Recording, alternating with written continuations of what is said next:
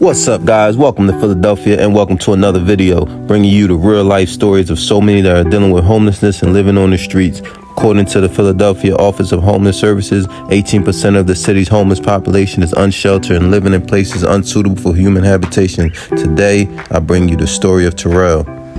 So Terrell, how do you stay positive out here? Me? Keep positive thoughts.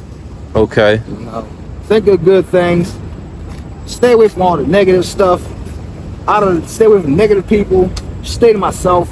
Basically, if it ain't like, and basically I just keep my faith and ask God to help me. I just take it day one day at a time. Absolutely. So pretty much how I do. That's how much I'm taking it. You know what I mean? Live like, I've been out here since '09. You know what I mean? It's like, I adapt to this life already, but I know it's a good thing I know how to adapt to a lot of things, especially when it could be a important situation like this. What's up, Terrell, man? How you feeling today? I'm doing good. Yeah, man. So, state your name and where you from. My name is Terrell. I'm from Philadelphia, South Philly, born and raised. Okay. And you currently living on the streets, right? Yes. And how long that's been going on? Since 2009. Since 2009. That's 14 years. Right. And what's that been like? Hard. Been hard, I bet. How did that come about? Passing of my mom. I was with my mom, staying with my mom, like her caregiver and stuff like that, and she died 2 days after her 67th birthday. How old were you when that happened? I was 30 something. I'm not sure at the time. How old are you now? 45. 45. Okay. Damn. So she died, and where did you go after that? Turned to the streets. You went to the streets. Like, did you lose the home or like? Well, yeah. Well, she stayed in an apartment. So eventually I had to leave that. So. Okay, got you. And so you've been out here on the streets ever since. Yeah. Have you ever tried being in the shelter? Yeah, I've been in and out the shelter ever since then. Okay, so you do utilize the shelter, and what's that like? What's the shelter experience like in Philly? It's kind of aggravating, rough, but I do what I have to do. You know what I mean? To try to maintain a survival out here, living out here on the street. Okay, and so how do you go about getting meals? Do you eat at the shelters or? Yeah, I go to the shelters and places where they serve food at, stuff like that. Yeah.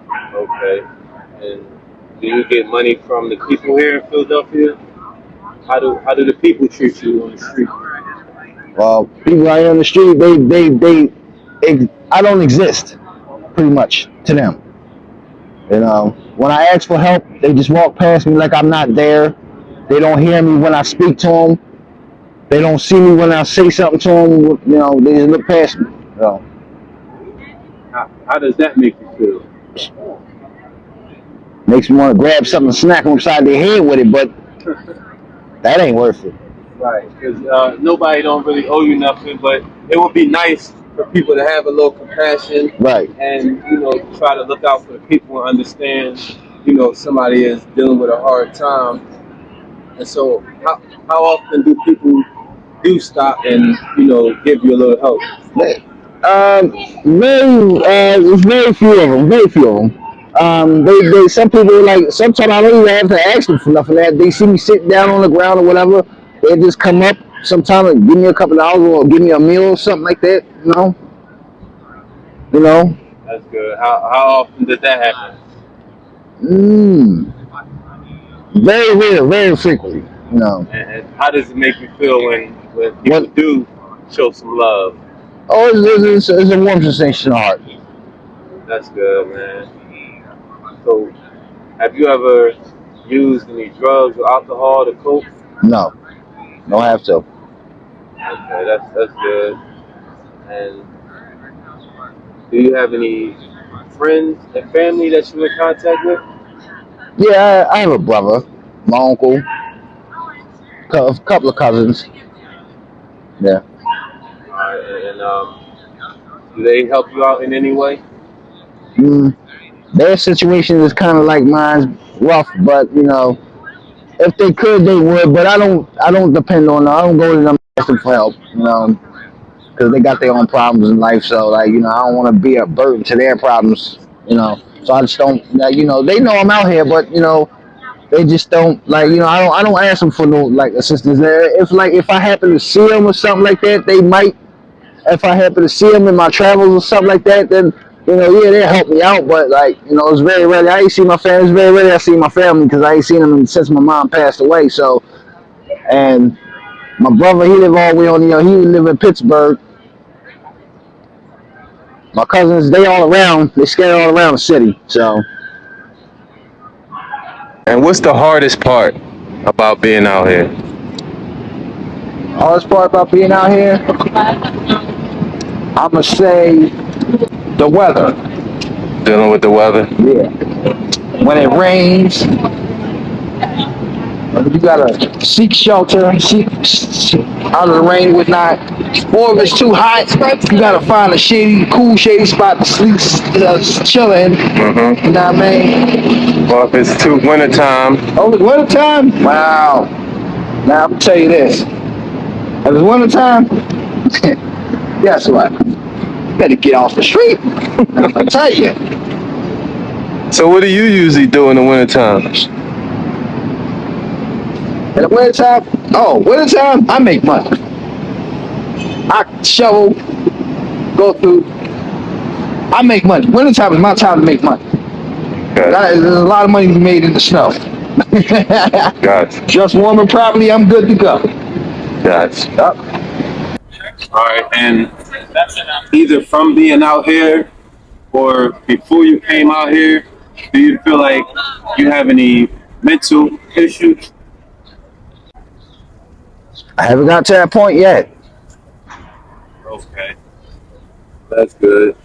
And if you were given a home today and your situation changed, what would you do? Take advantage of the situation. No. Like, have you tried getting any jobs since that time? Well, not really. Not really. Um, my situation is kind of a little bit different right now as far as employment wise, because right now I'm on parole, state parole, and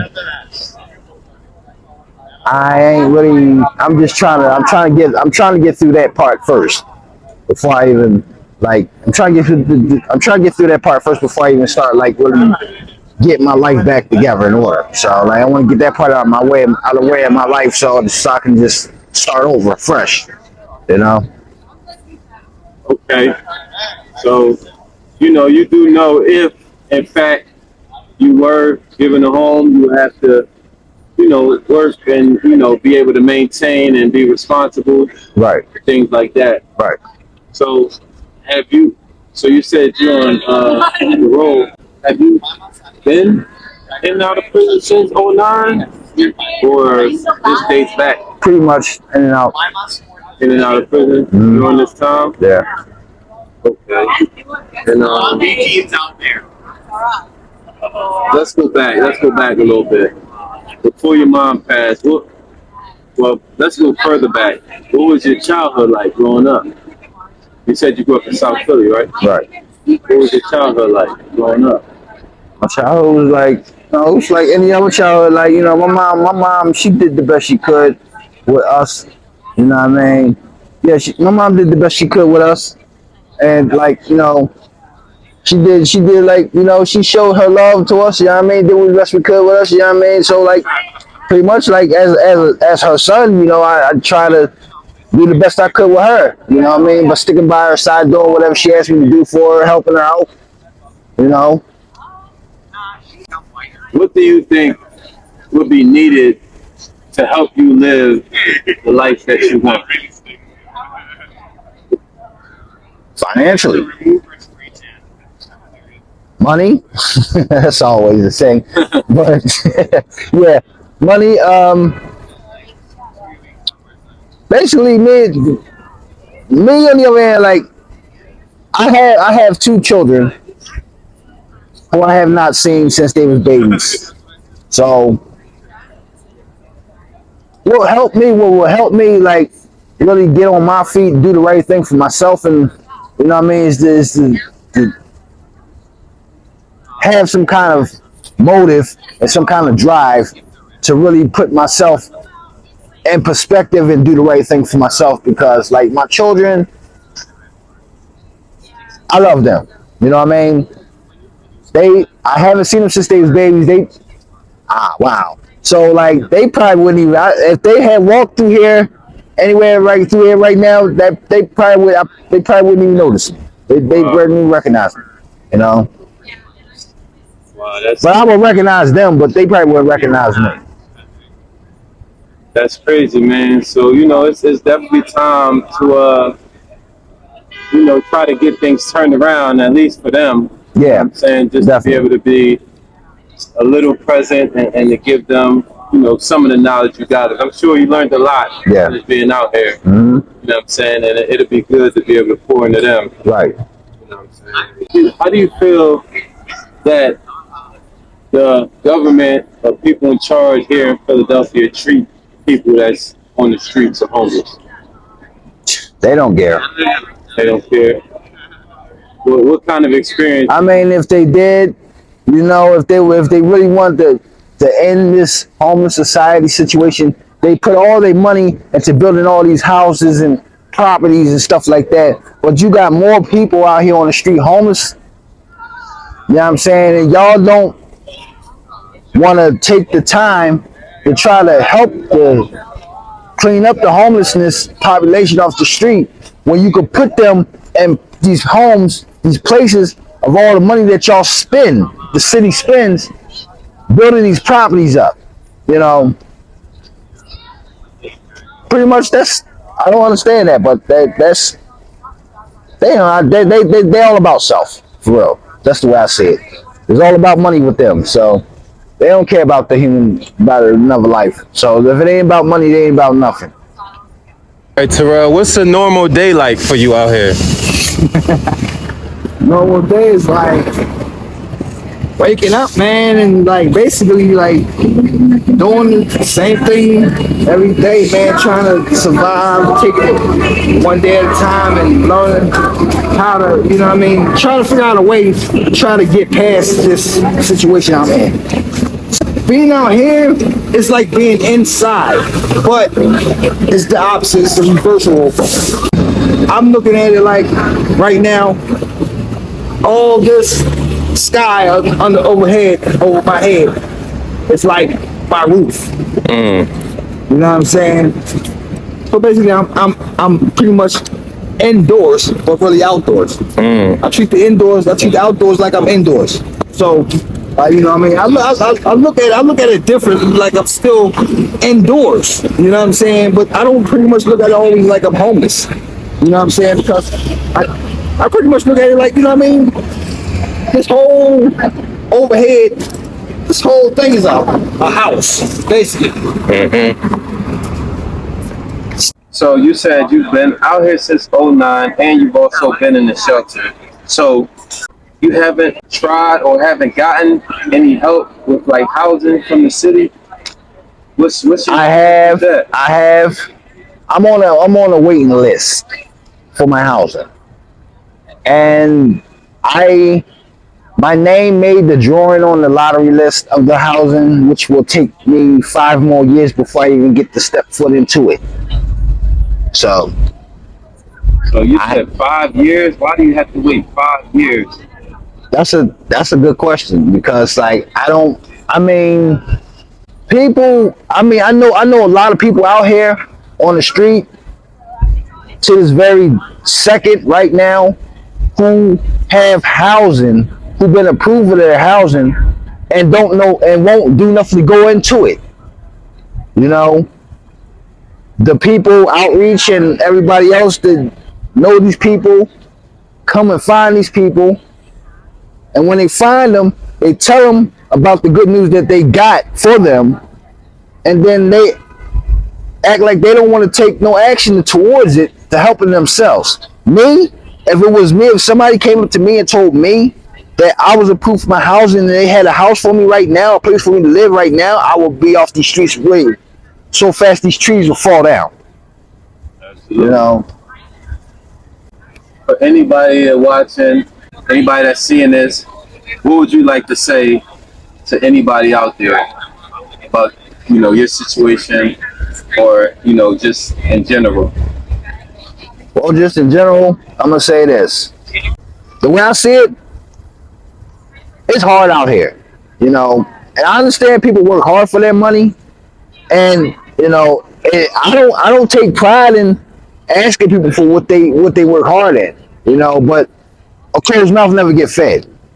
You know, sometimes you gotta open your mouth to get an answer. So pretty much like, you know what I mean. But then you got certain people out here who will turn around when you ask for help. They'll walk past you, look at you, and if you make eye-to-eye contact with them, they'll look at you, and you ask for help, they'll look at you and then turn away and keep on walking the other way, keep on going where they're going, like if they never said nothing, like you never said nothing to them, you know. And that's a kind of hurtful situation, but like it's like it shows me that people don't like. It gives me the idea that most people out here don't care.